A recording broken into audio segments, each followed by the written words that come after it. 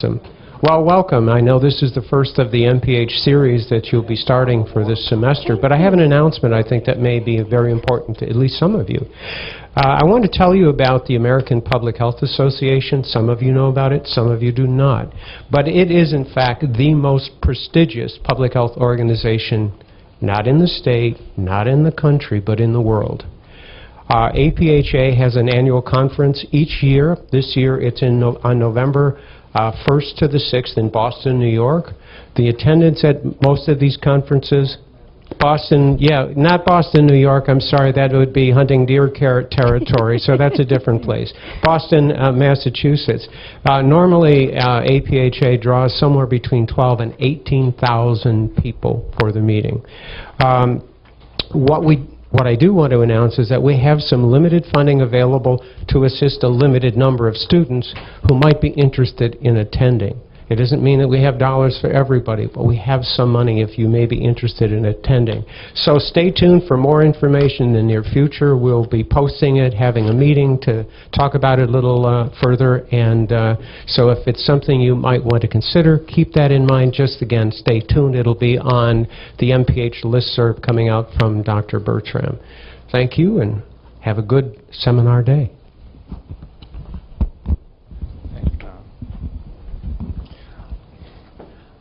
Is this your first day, right? Yeah, okay, good. Welcome. I'm Dr. Dennis Bertram, and I coordinate the seminar series, but I don't do it alone. We have a committee that plans the series. And on that point, if you ever have any ideas for seminar speakers, just forward it to me and I can follow up. The purpose of the seminar series is to expose you to public health practitioners. It's a practice-oriented seminar series. However, we do allow for you to attend other seminars because you don't have to be here for all 13 seminars. You have to be here for at least 9. The information is in the syllabus, and it's also on UB Learn, so any updates about what's happening is on UB Learn. So if you want to attend some other types of seminars, you've got that flexibility. But of course, you can always attend any other seminar at the university anyway. Today, I'm pleased to introduce Mary Travers Murphy. Mary is the Executive Director of the Family Justice Center, which is a unique center, but she'll explain it to you. Here in Buffalo, New York, focusing on domestic violence. Thank you, Dr. Bertram. Hi, everybody. Thanks so much for having me. In the last 5 years, here in Erie and Niagara counties, we've had more than 5 dozen women murdered by their significant others. We've had more than 5 dozen murders here in Erie and Niagara County, not a large territory, murdered by either their husband or their boyfriend. 2 of those murders touched me in my 4th and final year in my term as Orchard Park Town Supervisor. It was the night of the airplane crash here in Clarence. Any of you familiar with that night? We had a plane go down just outside the Buffalo airport. And the police chief, Andy Benz, called our home late that night. I thought he was calling to tell me somebody prominent from Orchard Park was on the plane. He was calling to tell me that we had a murder in Orchard Park. Orchard Park is an affluent suburb of Buffalo, home of the Buffalo Bills. And the phone rang and he said, we had a murder in Orchard Park. I said, Andy, I grew up here in Orchard Park. We don't have murders in Orchard Park. What the heck happened? Proceeded to tell me that the body of Asia Hassan was found decapitated in the cable television enterprise that Asia ran with her husband in Orchard Park. I knew Asia. Prior to running for office, I was in the media for 25 years. Prior to launching the cable television enterprise, Asia and her husband, they lived in Orchard Park, purchased the 7-Eleven right in the heart and soul of Orchard Park. Asia owned it and operated it. Her husband worked at M&T Bank, had a high-powered job there. This was a way to bankroll funds to realize Asia's dream, this cable television enterprise. Asia was behind that counter morning, noon, nights, overnights, and weekends. She gave birth to 2 babies during ownership whom she would bring to work with her the week after giving birth. They would be propped up in their little car seats behind the counter. I'd run in to get my coffee before running downtown to Eyewitness News, where I worked for 20-something years, and stand in line, ooh and ah, over those babies. It would become my turn to pay, and Ossie would pick my brain about broadcast journalism. She knew what I did for a living. I was the investigative consumer reporter. She was drafting the operations plan for her dream while running the show at 7-Eleven, while raising these 2 infants and 2 preteens from her husband's previous marriage. Those kids lived with Asia, and they were her kids too. She took them to school events and sporting activities, friends' homes, bonded with everybody who crossed her path. She was movie star pretty and as smart as they come. She was, by education, an architect. I can tell you the community devastated by what happened to this beautiful Orchard Park mom and businesswoman. 6 months, almost to the day, Chief rang my cell. We had another murder in Orchard Park. Now what?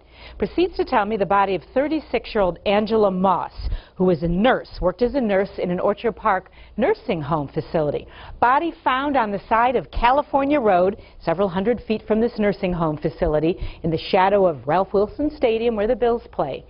Chief speculates that Angie had died over the course of several hours with a bullet in the back of her head, lying there on the side of the road in front of somebody's house. I expected quick justice. Her co-workers told us immediately upon discovery of the body that her fiancé, a week or 2 prior, had coerced her into signing over her life insurance policy, naming him the beneficiary. Didn't happen. 3 years and 1 month later, last September, 44-year-old Ronald Epps was arrested and charged in a 7-count indictment with ripping off State Farm. I called the U.S. Attorney, Bill Hochul, and I said, Bill, let me see if I have this right. You can get away with putting a bullet in the back of somebody's head and leaving them to die on the side of the road. Get away with that. But you can't get away with ripping off State Farm? What gives? He said, all right, here's what gives. Calm yourself down. For whatever reason, the Erie County District Attorney did not want to touch this case. The detectives, on the other hand, were hell-bent on securing justice. So they knocked on the U.S. Attorney's door and said, is there some sort of circuitous route we could go to get this guy charged? And he said, yeah, and they came up with this. He said, the good thing is, in order to prove he ripped off State Farm, we have to prove he murdered Angie. We feel we have an airtight case, otherwise the grand jury never would have returned that 8-count indictment. Mr. Epps remains behind bars. Trial was supposed to start in September. He made some movement to get a new attorney, was granted, so the trial's probably not going to start until January. Last year, just in Erie County, just over 14,000 times, that's just in 1 year, just here in Erie County, just over 14,000 times, somebody picked up the phone, called police to report an incident of domestic violence.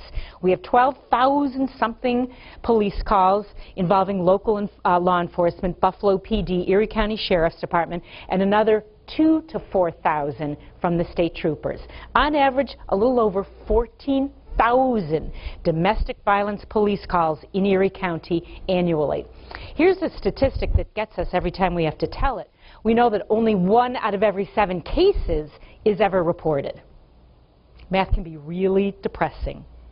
We know that 1 out of 4 women, 1 out of 9 men will be touched by domestic violence, domestic abuse. We know that 1 out of 3 high school kids are touched by dating abuse and violence. When I first heard that 1 out of 4 women, I thought, I don't know. It's a little over 4 years ago. I don't have it professionally or personally in my background. I have 7 brothers and sisters. My husband's one of 9. I'm one of 4 daughters. I didn't know. Had to be thoroughly trained for about 6 months before I could speak one word publicly about it, because we can't mess up when we're out there talking about it, because the numbers are playing out in front of us. I can tell you, I've been speaking now almost 3 years, and we never ever say no to a speaking engagement, so it keeps us going every day of the week and at night and weekends. And I can tell you, it doesn't matter if I'm speaking in the swankiest country club at high noon on a Saturday in East Amherst, in the most impoverished community center in the middle of the east side of Buffalo, or in East Aurora, or any community in between. That 1 in 4 statistic plays out every single solitary time we speak, every single solitary place we go. These abusive relationships, domestic violence, whatever you want to call it, they do not stop in any zip code or a municipal line.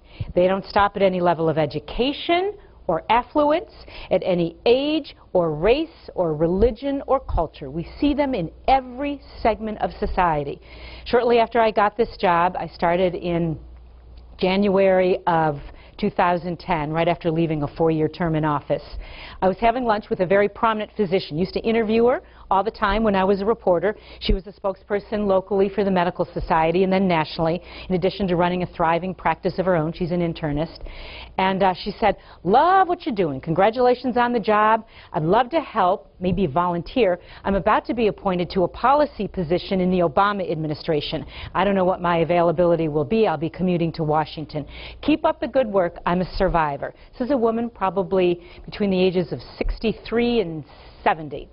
She said, "Yep, got out in 2003 when my husband put a loaded gun to my face. I dropped my fork right out of my hand and I knocked over my water glass trying to get my fork, and I thought, why would I bat an eyelash hearing the story from this accomplished, professional, successful woman than I would from anybody else who wants to line up and share their story with me." And I do encourage that after speaking engagements. We have boiled the definition down to one word to keep it simple for anybody listening, hearing the message: control. One person trying to control every aspect of another person's life. If you're thinking, am I not? Was she not? Is he not? 1 out of 9 men touched by this. Control. Again, one person trying to control every aspect of another person's life. They do that through violence. They do that through the threat of violence, constantly dangling that threat over the head of their victim in order to control their every move. They do that through an array of emotional and psychological tactics, starting with isolation. We see that one early on in the relationship. Understand, these relationships never, ever, ever start out abusive.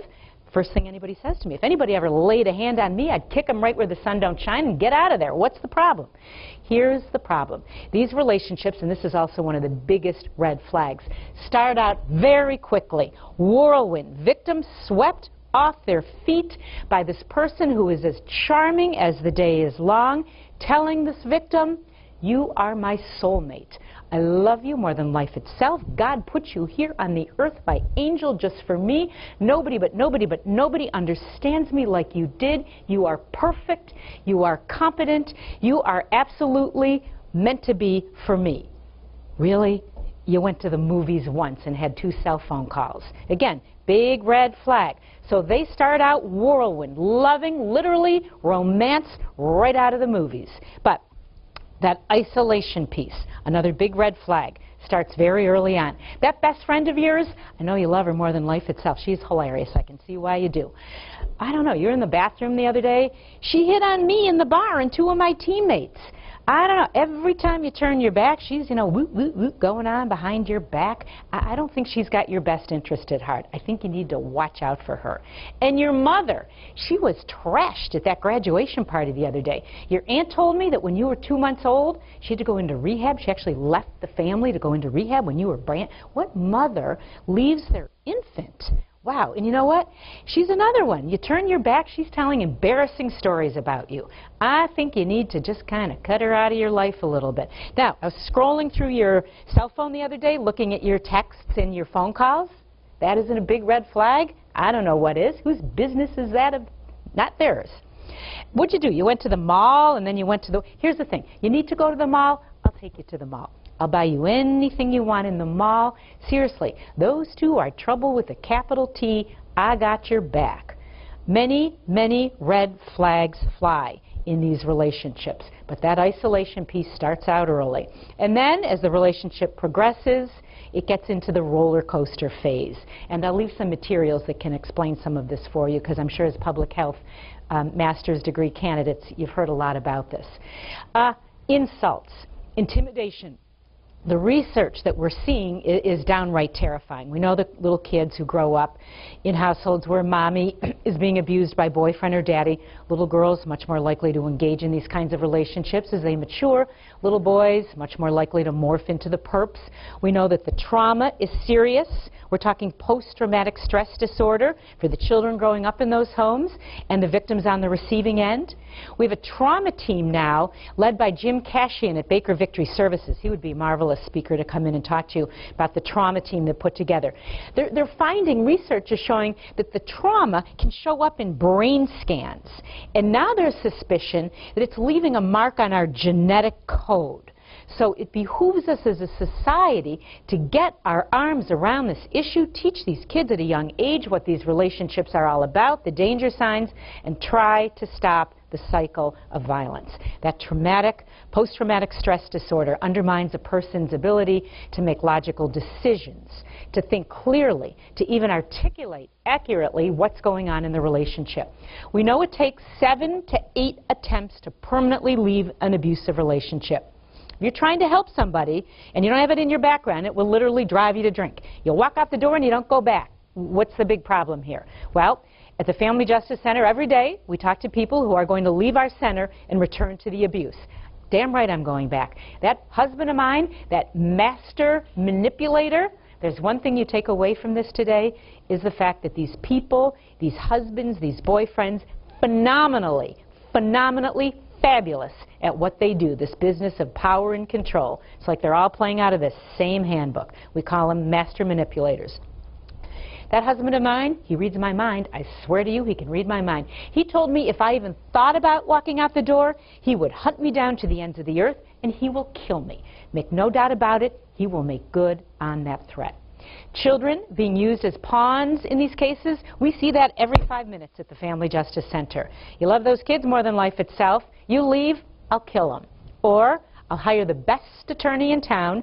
Money, the finances being used as a method of power and control, very effective, very popular method as well. I'll hire the best attorney in town. Again, I control all the finances in this relationship. You haven't worked in 15 years. You never got your degree. You're fat. You're ugly. You don't have a single solitary job skill. We'll get witness after witness after witness on that witness stand to declare you a crazy, unfit mother. The county will come in and take away the kids. Nobody, God bless you, nobody will believe a single word you say, and I'll cut off all access to the kids once the county comes in to take them away from you because you're a crazy whack job.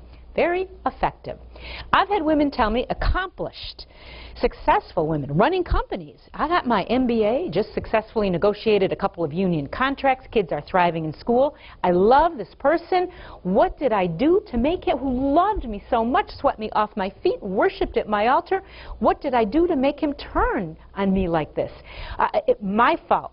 Understand the blame game. We hear that every minute and a half at the Family Justice Center. Understand every punch, every kick, every act of public humiliation, every act of isolation, insult was followed by, if you would have just done what I said, it would not have happened. People blaming themselves for the abuse is extremely popular. We see that again minutely at the Family Justice Center. Complex reasons people return to the abuse. I've had pastors and rabbis, priests tell me, in good conscience, we recommended marriage counseling. Worst possible advice you can give somebody in one of these relationships where the balance of power is so upside down. Many therapists are not tuned in to the fact that domestic violence could be present. Anything that victim says in the course of that marriage counseling session will be used against them the minute they walk out the door. That can actually be deadly advice, marriage counseling. Complex reasons people return to the abuse. About 10 years ago, a group of 100 people here in Erie County got together. Victims, survivors of domestic abuse, agency directors running domestic violence agencies, whatever, teachers, social workers, elected officials, to try to figure out what's the problem. We're dedicating a small fortune to this issue. Every year the number of homicide rates go up, the homicide rate goes up. Every year the number of police calls go up. Every year children, younger and younger, get engaged in these relations. What is the problem? We're dropping the ball somewhere. This group had philosophical differences right on down to men cannot be victims of domestic violence. Absolutely, yes, they can too. They had think tanks and brain dumps and fights, kept at it. Finally concluded, zeroed in on one thing after several months, maybe close to a year. This is how they figured it out. Somebody makes that determination to leave permanently. First stop is often family court to get the restraining order, that ex parte temporary order of protection. Anybody ever logged any time in family court? Epic mayhem. They don't have enough people working there. The people that work there are stressed out to the max. It's packed day in and day out, takes on average 4.5, 5 hours to go through the process to get that order of protection.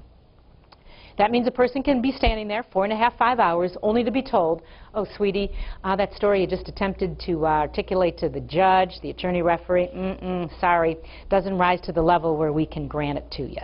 You need to go home, pull yourself together, and come back in a month, in 6 weeks, a year, whenever you have it pulled back together again. Person is standing there thinking, what do you mean it didn't rise to the legal level? What legal level? What are you talking? I didn't even know that was the attorney referee I was talking to.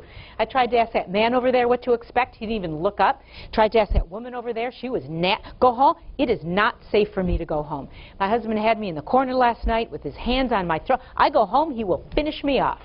I need, oh boy, Haven House. I interned there when I was in college. That's the shelter for battered women.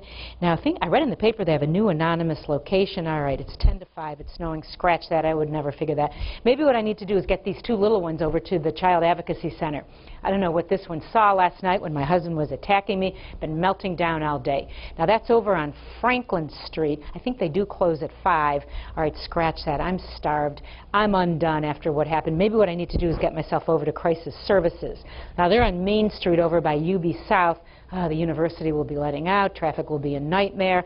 You know, what this group of 100 people found, despite the fact there were fabulous services all over Erie County, it wasn't safe, it wasn't convenient, and it wasn't smart to make victims, with their kids in tow, go from here to here to here to here, telling their story again and again and again, traumatizing themselves and any kids who happened to be in the room.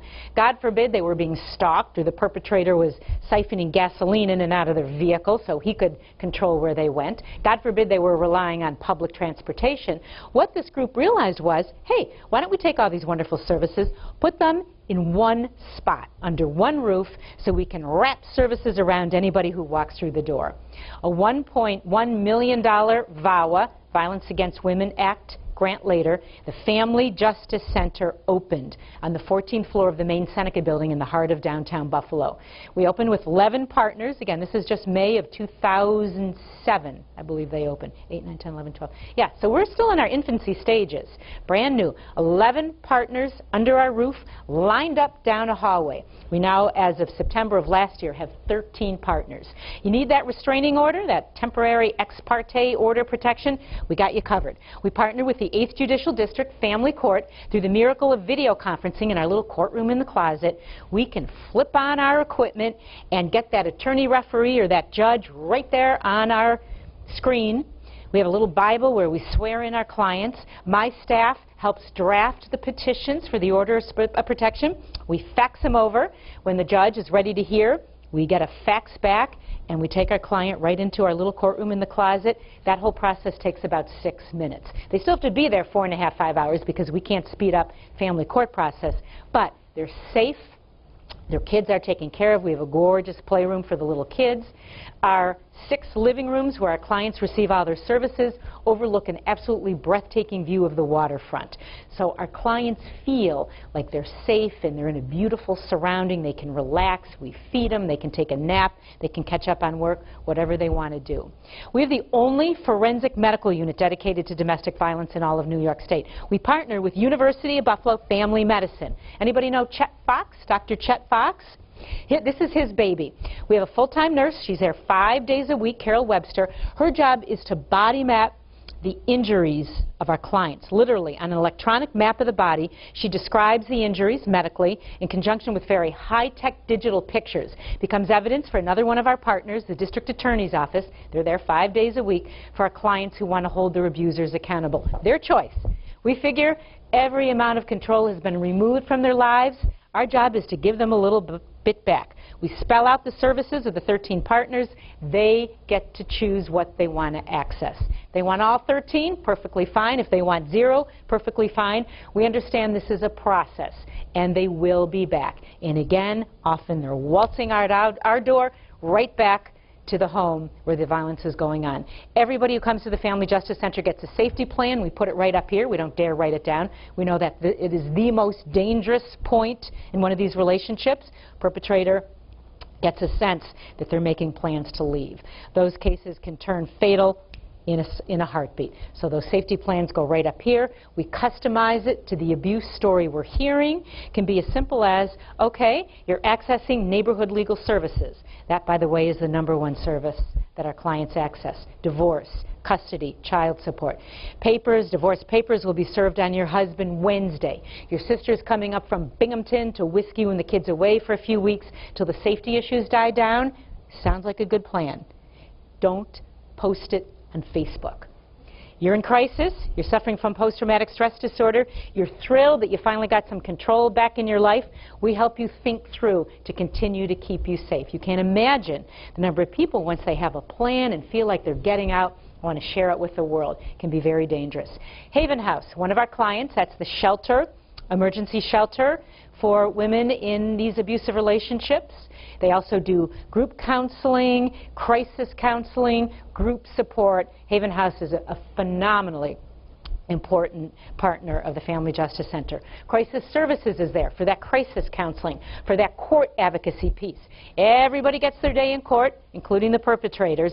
So even though you have that ex parte restraining order, you still have to eventually get back to court where the perpetrator is to extend it. And so at that point, though, we can appoint a court advocate from Haven House, from Crisis Services, to hold your hand. They don't speak for you, they don't represent you, but they tell you every step of the way what's going on in the process at family court. Really happy to have those two clients, again, in our back pocket. Child Advocacy Center is there. Can link a child, again, parent consent, to therapeutic play, full-blow assessment, counseling. Again, whatever the parent wants. We have a beautiful playroom. We separate the kids so they don't, as I said before, have to sit in the room, hear that story being told again and again and again. Buffalo Police are there with 2 police personnel, a report technician and a light-duty officer. Erie County Sheriffs are there. Probation is there. So anybody whose perpetrator happens to be on probation and is violating an order, we can knock on their door wherever they're staying and have them arrested and thrown back in jail. Highly effective partner, again, to have in our back pocket. And here's the thing about family court, which is one of the reasons we wanted that video conferencing piece at the Family Justice Center. Probation is housed in family court. Note to selves, if you're ever in a public policy position and be able to change something like that, please do. So you're standing in line to go through security to get that order of protection. 3 people behind you is the perpetrator standing in line to go through the same security to meet with the probation officer. And I can't tell you the number of times a person is going in to get that restraining order, sees the perpetrator standing in line and either takes off, or if the perpetrator sees them first, it can be violent and ugly. So we still have that to work through. It is not a perfect system. 13 partners under one roof. Oh, is that my phone? Sorry, everybody. It's a miracle. I usually always turn off my phone. I can't ignore it, though, this time. I tell people if I could have achieved consolidation like that in town government, I would have stuck around for another couple of terms. I was unable to consolidate the Orchard Park Police Dispatch with the Hamburg Police Dispatch. People will die. No, it was crazy. It would have been so effective and cost really saved the town of Orchard Park and the town of Hamburg a lot of money. Couldn't do it. So to think that every day we have 13 partners coming together, the 13 advocates who line our hallway every day. They don't report to us. We're not the boss women. We are the basket that holds it all together. They report to the agencies that place them there. Our job is to get the clients in, to take in the information through the intakes, spell out what the 13 service providers have to offer, and then make sure the confidentiality and all the referrals are in place. I can't tell you what an effective model it was. I started in January of 2010, and the day that I came in, my first day on the job, we had a group of 13 people in there. We do beautiful tours of the Family Justice Center at 8 o'clock in the morning. Can't have guests there when we have clients. Walked in to take the job, my first day, and there were 13 people from Orchard Park there.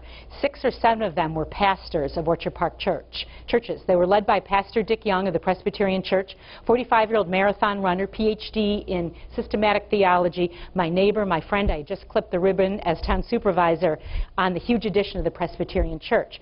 Reverend Young had brought 5 other pastors there, members of the Park Parsons, of a group of pastors that have been together 50 years. Anytime a new pastor gets assigned to an Orchard Park church, they're automatically a member of this group.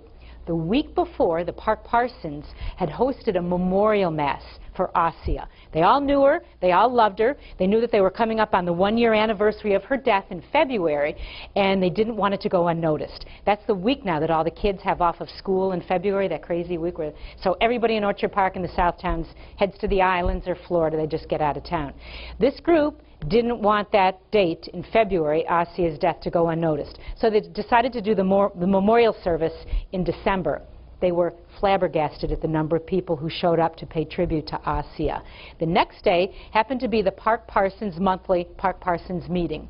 And the Park Parsons got together, and as Reverend Young describes it so beautifully, we rolled up our sleeves, had a heart-to-heart discussion about this evil that is domestic violence, domestic abuse. We concluded a couple things. Shame on us for not having preached from our pulpits from the moment we were ordained, this evil that is domestic violence. Number two, we're going to make it our mission. We're going to put our mouths and our muscle and our money behind it and make sure what happened to our friend Assia doesn't happen to anybody in the South Towns. In the course of making this little pact, they started comparing notes. I think there were 7 or 8 pastors in the room at the time.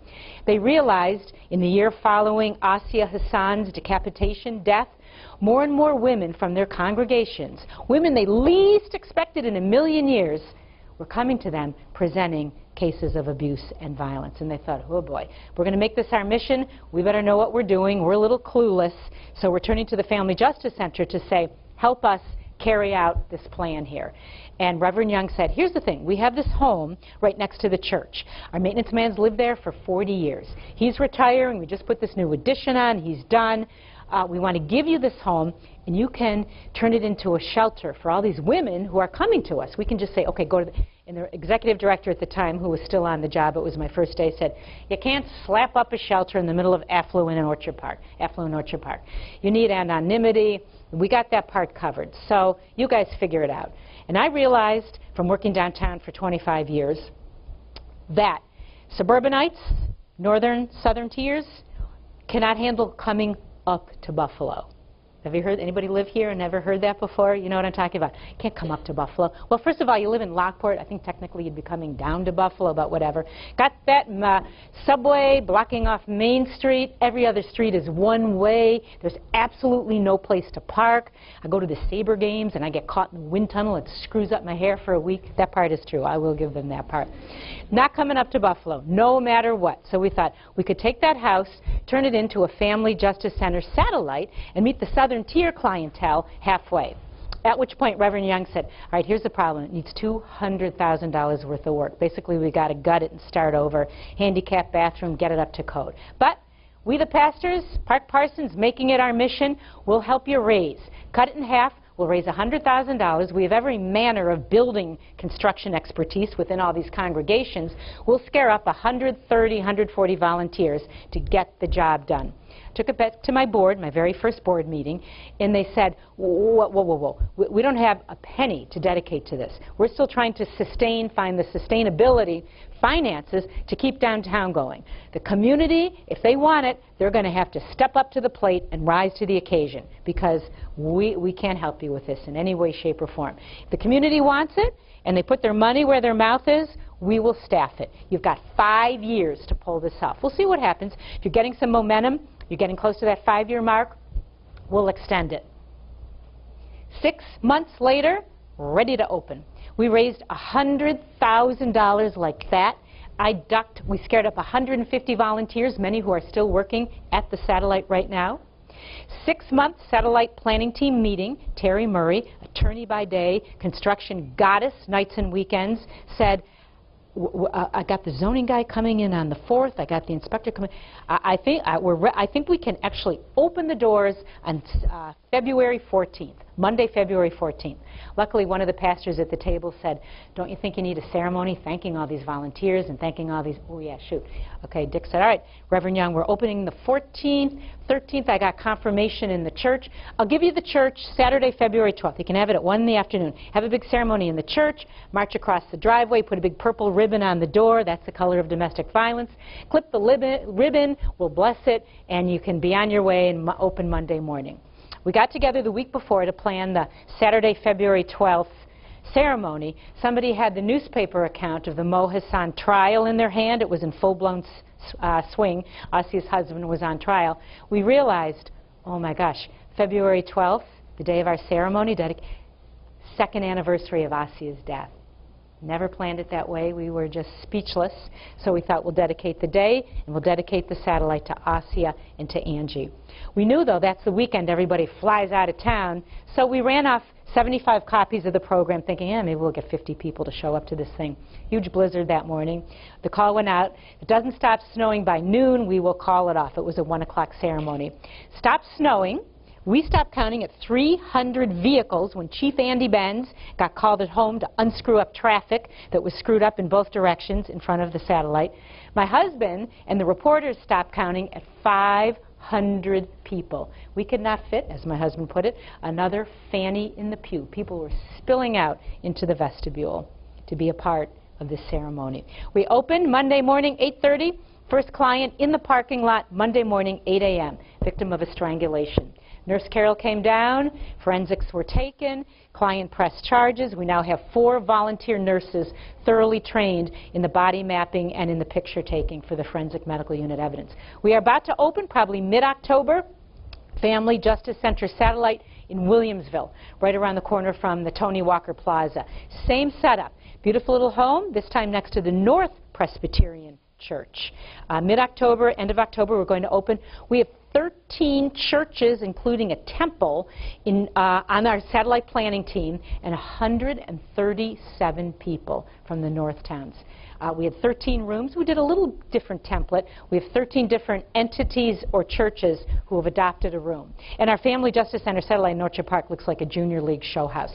Everything brand spanking new, everything coordinated, gorgeous. You walk in there and you think you've died and gone to heaven. We serve close to 2,000 clients every year. The satellite in Orchard Park is open Monday, Wednesday, Friday, 8:30 to 12:30. And right now we've served about 275 clients in those short 2 years we're open. So we're thinking now of expanding the hours in the South Towns, and we're going to see what we need to do in the North Towns. I'm going to tell you a quick story, and then we'll spend about 6 minutes with questions. We do great tours, I told you, and we had 50 people one evening on a 5:30 tour. And I zeroed in very quickly on an 86-year-old woman. She was coming undone, and I couldn't figure out victim, survivor. I didn't want to traumatize her, so I did a little editing on the fly. We take people through 12,800 square feet, and didn't want to have her any more meltdowns. At the end of the tour, she came up to me and she said, "Oh my God, you were worried about me." I said, "I know, I was. I couldn't victim." She said, "I am the poster child for somebody who got out and lived happily ever after." She said, 46 years ago, I got out, and I lived happily ever after, and I have an amazing story to tell. 2 minutes after walking through your doors, I realized if I could do it on my own 46 years ago, anybody walking through these doors has an amazing chance of living an abuse-free life. And yeah, I came undone because I went back to that place 46 years ago, and whew. But I'm going to tell you my story. You've got to promise to tell it every time you speak. I said, all right, lay it on me, tell me. She pointed to the corner where she had 6 of her 86-year-old friends joining her that night. At least one of them was in a walker. One had a cane. She said, "I can't tell you tonight. I'm going to have to call you tomorrow. The only way I got the girls down here tonight was to promise to take them drinking at Pearl Street Brewery, which is directly across the street." So we hit the road before they did that night. And she called me the next day. Here's her story. 46 years ago, she said, "I was getting double-teamed by my husband. The emotional, what does she call it, the mental anguish and the physical violence." She said, "I'm telling you, Mary, he was hell-bent on killing me. I was 6 months away from being taken out." She said, "One night, we were at Twin Fair." That's like a Target for anybody under 50 in the room. And she said, "I don't know what he did or said, but I'm sure it was vicious and vile."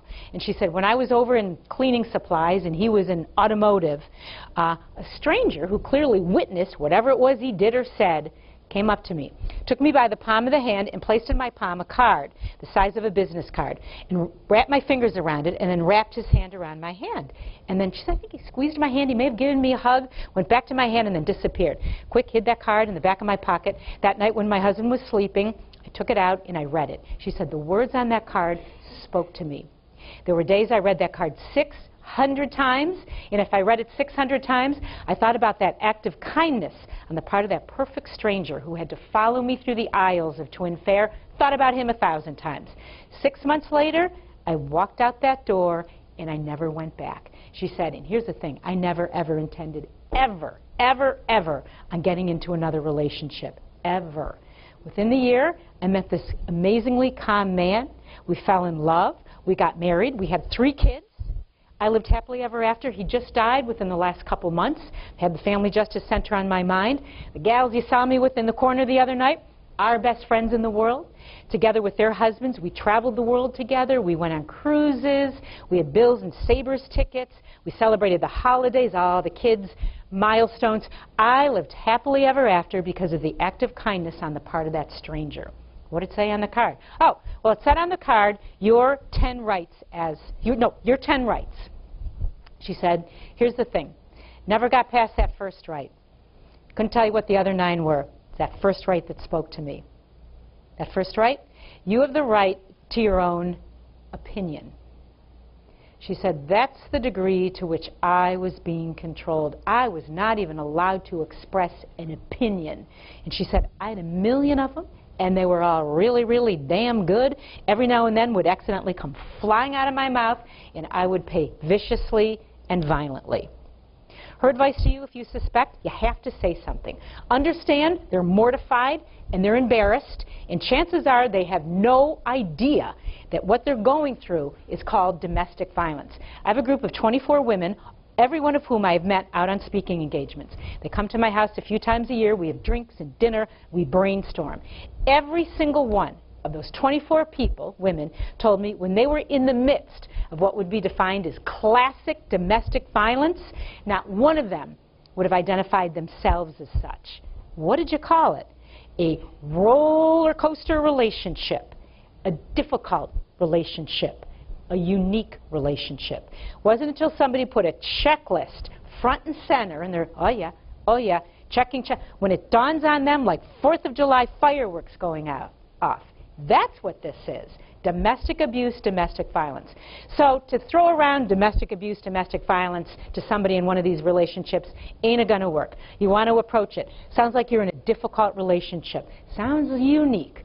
And what my group of women, 24 women, suggested was a trifold brochure with those questions right in there. We have an extended list on our website. And again, you might want to say, take it by the palm of the hand to the Family Justice Center, where they're going to help you discern what's going on here, or just put the checklist right in front of them, or hand them something. We have little bookmarks, too, with the checklist on it. Tell them a couple things. This is not your fault. If you have to say it once, say it 1,000 times. Nobody, but nobody, but nobody deserves to be in an abusive relationship. And every day, with the help of talented advocates and a safety plan, people make steps to permanently exit these relationships and live happily ever after. We see it every single day at the Family Justice Center. People making those steps, taking those steps to live a life free of abuse. Not an easy process, not a perfect system, but the model speaks for itself, and we could not be happier to be able to get in front of a group like this to let you know we exist. Wegmans, everybody familiar with Wegmans supermarkets? We wanted to get victims, potential clients, in a spot where we figured would have their undivided attention. How about the back of a bathroom stall door? And we thought, we want to dream big here. Who could we partner with where this could be very effective? I knocked on the door of Wegmans, and Teresa Jackson, who's their marketing PR person, said, every day, 10 times a day, we say no. No solicitation. We can't. And I flipped it around and I showed it to her, and she said, I'm taking this one upstream. Took it back to Rochester headquarters, and they said, you know what? We're going to deviate from our rule, and we're going to do it. We'll do it for 1 month. We'll put it on the back of every single bathroom stall door in every single Wegmans bathroom in Erie County. Only a month. There was a 4-page protocol that we had to adhere to, where we delivered to the store, to whom we delivered, who was going to put it up. 1 month. We'll see how it goes. 2 weeks into it, Lawson Road Wegmans, we need 12 more posters. Transit Road Wegmans, we couldn't keep, they extended it a month, and then another month, and then another month, and another month. Finally said, okay, I think we've done you justice. So these can go anywhere. Where you get your nails done, where you get your hair done, where you drink, where you eat, where you both. our theory is it's better to ask for forgiveness than it is permission. Slap it up where you think anybody could see it and get access to our little rip-off with our phone number and our website. And our trifolds are going in every single doctor's examining room and physical therapy clinic in Erie County. My group of 24 women said, you're sitting in that examining room waiting for the doc or the nurse practitioner or whatever to come in. You're reading pharmaceutical literature because you're so bored out of your mind. Causes blindness, frothing at the mouth, diarrhea. Really, where do I sign up? Get these in here and put a story on the back of somebody who got out. She's an attorney. And then all your information on the back. Any questions? Yes? Sure. A couple questions. First of all, it sounds like an absolutely marvelous program, a wonderful model. What would stop other communities or other places from adopting a model such as this, or is that happening? Well, there's about, I want to say, almost 9 dozen family justice centers around the country, and they're going up around the world now. Casey Gwinn is the founder of the Family Justice Center model. If you Google Family Justice Center Alliance, it's in San Diego. And we know Casey Gwinn. He came to a public health seminar, actually, that we drafted last year. There's territorial fights in some cases. Shelters, emergency shelters for domestic violence, founded by the domestic violence movement, which grew out of the women's movement, in many, many communities push back. They feel we are the experts when it comes to domestic violence. Nobody else should be doing it. They don't like the law enforcement piece. They feel that takes victims maybe in not the best direction. So there's pushback, and I think a lot of agencies who are doing this kind of work, domestic violence work, feel that bring in a family justice center, it's kind of like a big Walmart. They're here to suck up all the little ma and pa shops, which is not the case at all. Or maybe it will be the case. Public funds, government funds, are drying up. When you have too many services duplicating what everybody's doing, it wastes money. Funders like United Way, I genuflect at their altar every day because they give us a lot of money. OSHI, they're now saying, knock off the duplication of services, right? You can't be doing it here and then over here and then over here. Not effective financially. So a lot of times it's territory, just like why I couldn't combine the Hamburg Town Police Dispatch with the Orchard Park. People will lose their jobs, that kind of thing. Oh, that'd be money saved and then whatever.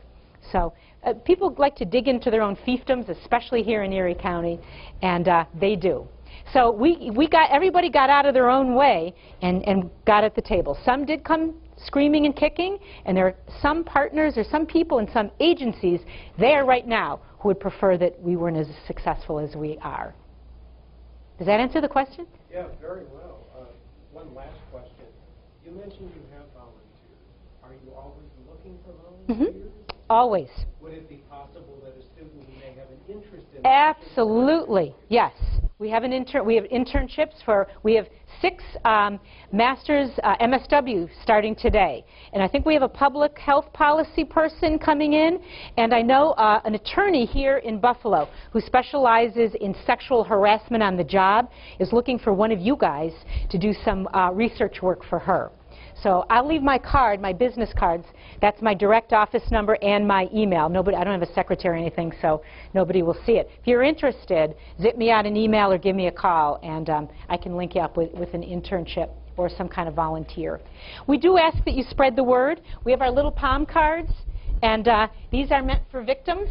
Our job is to remove the barriers, so we print out back here the 3 places you can park. We validate the parking tickets so they don't have to pay. We give train and bus tokens. We give gift cards to TOPS so that you can use it for gas. Our clients can use it for gas and for groceries. And these are made to be hidden on a person with our website and phone number. Take a pile with you or put them in a spot where you think somebody may see them. Did someone else have a question? Yeah. Well, we partner with the International Institute of Buffalo, one of our partners, I forgot to mention them, and they are very tuned into that. And we have an actual question on our intake forms to try to determine if somebody is a victim of human trafficking. And we ask a couple questions, and if they present, International Institute of Buffalo is right there. Erie County Sheriff's Liz Files is the human trafficking expert. She's an investigator with the Erie County Sheriff's Department. And the Erie County Sheriffs are one of our partners as well. So Liz has come in and talked to the advocates, and we do our best to try to identify those people. And once they do present, we're all over it. Okay, well, let's thank you very much. Oh, you're welcome very much. One final thing, we have classes coming in. If anybody wants to talk with you just outside. Oh, sure.